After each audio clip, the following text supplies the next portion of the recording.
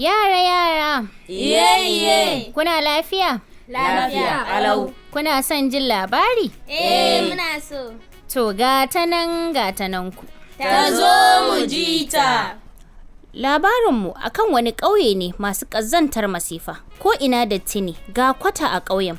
Mutanen ƙauyen ko ina zubar da shara suke har ƙofan gidajensu, wajen sana'o'insu. Saboda haka sai sauraye suka samu wajen zama. Ga Bilkisu can tana fama da ɗanta ba lafiya. Wannan yaron ba ka son shan magani. Wannan wace irin wahala ce saboda Allah.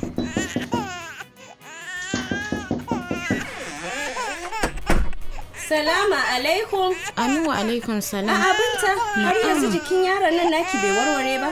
Wallahi ya dan warke fa, amma ban san dalilin da ya dawo da zazzabin cizon sauron nan ba. Ayya, Allah ya sauwaƙe. Amma kun je asibiti ne? Mun je, suka ba mu magani da allurai. Karki damu zai samu sauki insha Allah. Amin. Bari in karasa taron kofar gidan mai unguwa. Ai ni ma zan je in ji abubuwan da za a tattauna. To, shikenan mu haɗu a can. Jira ni mu tafi tare dai. Ai na gama ba yaro maganin. To shikenan.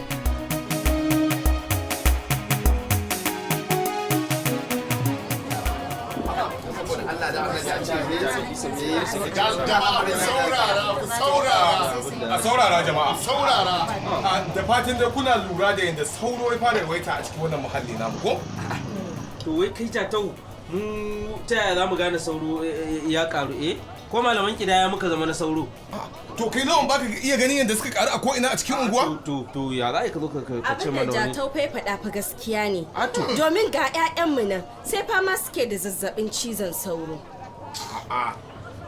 Ai ba 'ya'ya kawai ba. Hammu manyan zazzabin cizon sauro yana damun ba ma yara kawai ba. Ka ga malam, mu fa in dai cizon sauro ne mun riga mun saba da shi wallahi. Gaskiya ne lawan. Zazzabin cizon sauro ai mun saba da shi. To ai shi ba a sabawa da zazzabi. Abin da ya kamata mu yi shine mu kare kanmu daga zazzabin cizon sauron. Wannan shine mafita. To shin mu muke jawo zazzabin cizon sauron ko zazzabin cizon sauron ne yake biyo mu? Ya za ka gaya mana haka? Tambaye shi. Muna zaman mu zazzabin cizon sauro yake kama mu ai. To ko ma dai me ake nufi dai mu dai damuwan mu shi ita ce babban matsalar mu wannan shara da ake tara a unguwa har zazzabi yana damu shine kawai. To mu ina ruwan mu ya shafe mu ne? Ya dame mu mana tunda mu muka bada dama har sauran ya tara a unguwar mu. Jatau me kake nufi? To taimaka ki tambaye shi Binta. Mu ne muke gayyato sauran mu ce su zo? Mana kwarai mu muke gayyato su. Me kuke mun dariya? Wai jama'a da Allah kuna jin Jatau kuwa? Ka gani dai kawai ka bari mu ji abin da Jatau zai faɗa. Kin ga malama, ina ganin fa ba shi da abin faɗa a wannan taron shi yasa yake ta wannan soki burutsun yake zantuttuka. Ko a cikin mu akwai wanda yake magana da sauro ne? Ni ma dai na rasa abin da yake nufi. Haba. To ku duba ku ga abin da yake faruwa mana. Sauro yana taruwa ne a inda ake tara da ta kala-kala. Ku duba yadda unguwarmu take. Nan shara, nan kwata ba a tsaftace ba, ga abubuwa nan kala-kala dole sauro ya tara mana hammi zazzabi. Amma Jatau, ai muna amfani da maganin kashe sauro a cikin gidajenmu. Ga ya mishi dai. Duba ki gani Binta, abin da ake nufi shine ba wai kashe sauran ne babbar damuwa ba, tsaftace muhalli yadda sauran ma ba zai zo ba bantana a kashe shi. Yanzu kina jin daɗin da yaran ki suke zazzabin cizon sauro? Kina jin daɗin sa? Ba na jin daɗin haka, amma ai dole sai mun sayi maganin sauro domin kashe su. Idan muna kula da muhallinmu ba mu buƙatar kashe sauro kamar yadda na gaya miki a baya. Kuma kuɗin da za mu kashe wajen sayan maganin kashe sun ba gwara mu tsaftace muhallinmu da shi ba, su kuma kuɗin mu ajiye su? Gaskiya kam, domin maganin sauron nan tsada ne da shi wallahi. To wai kai yanzu Jatau ya kake so mu yanzu?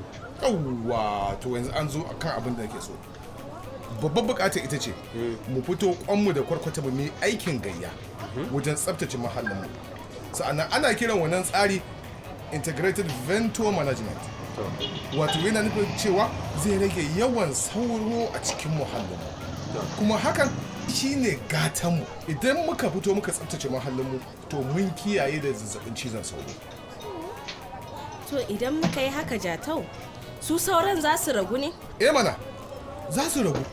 kuma hakan zai rage mana zazzabin cizon sauro domin mun kashe duk wani sauro da yake a muhallinmu. To shikenan.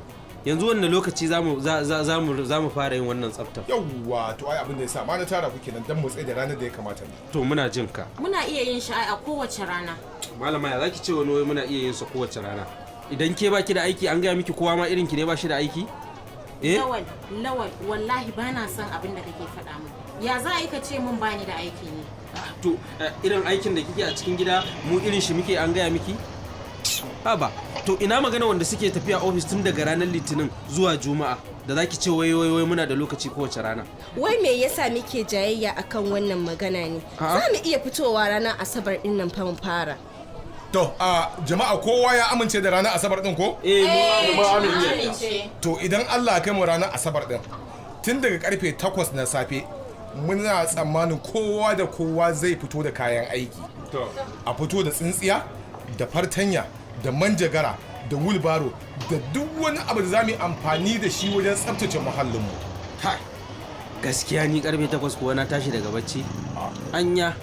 Lawan, idan ba a fita yawon da aka saba ranar daren Juma'a ba, za ka iya tashi da wuri kafin karfe 8. Wallahi binta ke kiyaye ni.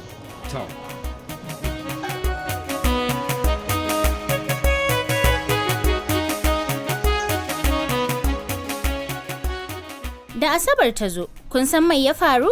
Ba su fita sun tsabtace muhallinsu ba ko? To bara mu ci gaba sai mu ji. To, jama'a alhamdulillah. Kun dai ga yadda muka yi wannan aikin gayya na tsaftace muhallinmu.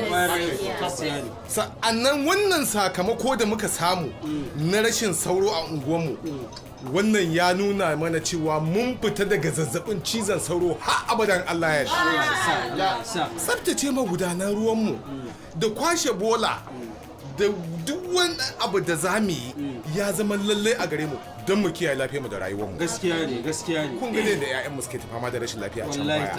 Yanzu kun ga sauƙin abin ya zo. Gaskiya ne. To wannan yasa nake so in yi kira a gare ku da duk ranar Asabar mu fito mu yi irin wannan aiki domin tsaftace muhallinmu. Kai Asabar kuma duk Asabar ba. A ƙware kuwa.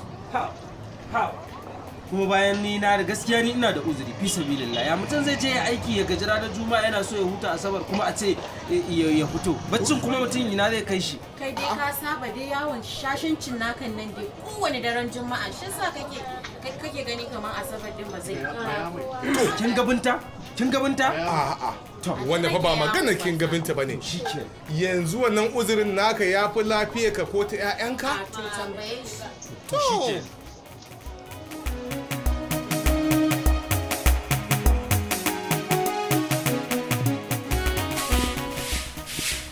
Malam Jato gaskiya mun gode da wannan abin da ka kawo mana. Gaba ɗaya abin sai ka ce wata abin al'ajibi. Binta me ya faru kuma? Yara na ba sa rashin lafiya dai. Ni ka san dad ma tunani na yaran nawan sikila ne ke damun su? To kin ga dai ga sakamako ko? Wallahi. To kin ga IVM ita ce tabbatacciyar hanyar kore duk wani sauro da kuma wasu kwari daga yankunanmu. Saboda haka idan muka yi shi za mu tabbatar da cewa yana da inganci don me za mu zauna lafiya kalau. Wannan gaskiya ne, na yarda da wannan maganar naka malam. Amma menene IVM? IVM wato shine kamar aikin gayya kenan a gargajiyance. Hanya ce da za mu haɗa kanmu mu tanadi kayan aiki mu sa rana mu fito mu tsaftace muhallinmu mu kwashe shara mu gyara kwatoci kai hatta ruwan da muke ajiyewa a cikin gidanmu na sha da na ayyukanmu mai tsaftan idan ba mu rufe shi ba zai tara mana sauro da sauran kwarin da za su cutar da mu. Ikon Allah ne ya kawo ka unguwar mu nan wallahi in ba haka ba da yaran mu har yanzu suna nan suna fama da wannan ciwon zazzabin cizon sauron. Gaskiya mun gode sosai. Kuma kin ga shi wannan zazzabin cizon sauran abu ne da ya kamata mu kiyaye kawo mu bai kamata mu yi wasa da shi ba. Gaskiya ne. Saboda yana kashe kananan yara kai ba ma kananan yara ba har manya yana kashewa. Zazzabin cizon sauro abu ne mai hatsari don haka yin wannan aikin gayyar da kora sauran da zamu yi zai taimake mu mu kiyaye lafiyar mu da kuma ta 'ya'yan mu. In Allah ya yarda kowane Asabar zamu na fitowa mu yi aikin gayyar nan don ƙara lafiyar mu da ta 'ya'yan mu.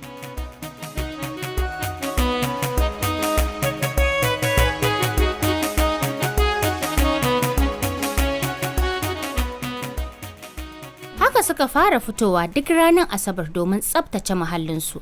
Kuma haƙiƙa zazzabin cizon sauro ya ragu a unguwar saboda sauro ya ɓace dalilin babu datti a ko'ina. To datti yana kawo sauro ne? Mana, to yara idan ba ma son sauro ya taru a muhallinmu mai ya kamata mu yi? Ya kamata mu tsaftace muhallinmu kowace ranar Asabar. Yawwa, za mu iya tsaftace shi kowace rana ba sai ranar Asabar ba.